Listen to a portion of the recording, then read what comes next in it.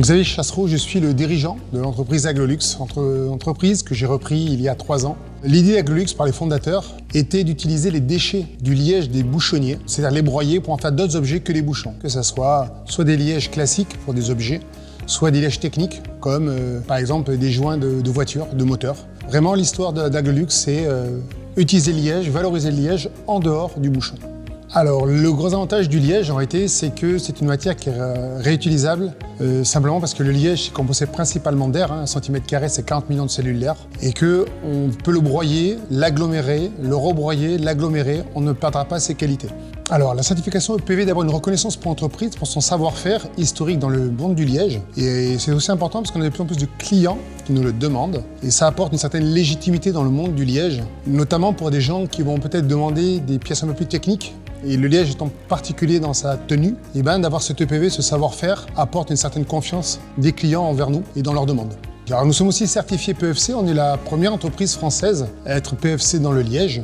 Alors PEFC, ça sous-entend qu'on utilise un liège sur des forêts qui sont gérées durablement. Alors chez nous, nous avons dans le liège ce que j'appelle la chaîne de valeur. C'est-à-dire que nous partons d'écorces de liège ou de bouchons que nous allons broyer.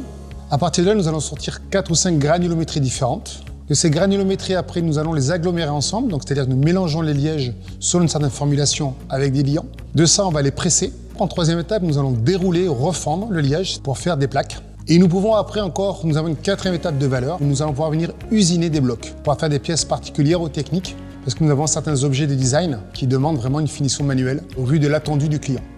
Typiquement, nous travaillons sur des caches qui vont sur des plaques pour les prises ou les interrupteurs. Donc nous avons besoin de travailler avec le grand pour trouver une bonne cote pour que quand nous venons appliquer le cache sur la prise, que ça soit bien haut dimensionnel et que la qualité du grain soit bonne. Donc nous avons été obligés d'ailleurs de développer des process particuliers pour pouvoir répondre à ces contraintes.